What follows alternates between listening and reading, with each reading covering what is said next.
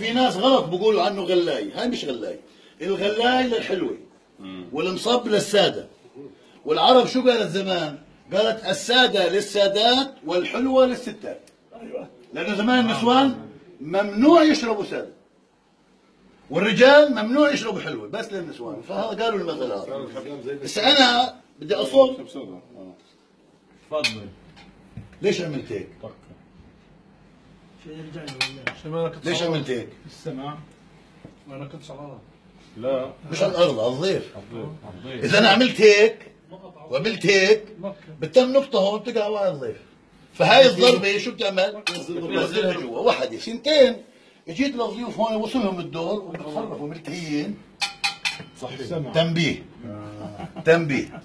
اسا في هذا العصفور اللي فوق، مين عنده معلومة ليش هذا العصفور؟ عشان السخن يكون ابرد شوي من هي هذا تترك على النار. السادة على النار تترك الغروب كذا بتفتحها. وليه ما حطوش هون عصفور؟ لانه هذا بدك تفتح اذا بعد في مش لمناسب شيء انا عارف. بس استحمام مش لمناسب شيء. الافراح هذا العصفور اسمه طائر الغرنوق. طائر الغرنوق. طائر الغرنوق رقبته طويلة بيشبه أبو سعد، جريه طوال ولونه أبيض زي الثلج. هذا يعيش فقط بالصحراء. وين بالصحراء؟ وين في مي.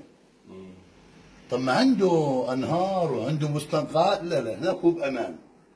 لأنه النسور وهي الطيور الثانية الجارحة بتاكله. فالعرب بالصحراء ساكنين لما كانوا يشوفوا طائر الغرنوق طاير يركبوا الخيل وشو يساووا؟ يلحقوه يشوفوه وين بينام، وين بهدي، بروحوا هناك بلاقوا مي. فتقديس لهذا الطير اللي اعطاهم الحياه بالصحراء حطوه في اعلى شرفهم. القهوه شرف، القهوه كرم، القهوه جود، القهوه نشامه، القهوه بطوله. في حدا بيعرف هاي المعلومه؟ فحطوه براس الافتخار تبعهم بالقهوه. طائر الغرنوق. انا يهودي انا. هسه مين بيعرف انواع خريجين القهوه؟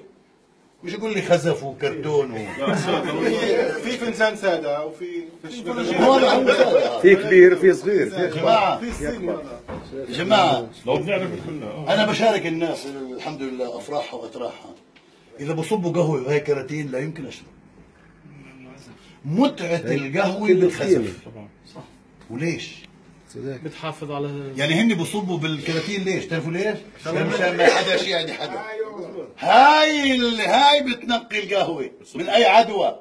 هاي لما اصب فنجان اصول الشرب اهزه بالاول مشان شو اعمل؟ اذا القهوه فيها اشي هذا الخزف بقتلها، جراثيم او اشي ينتقل.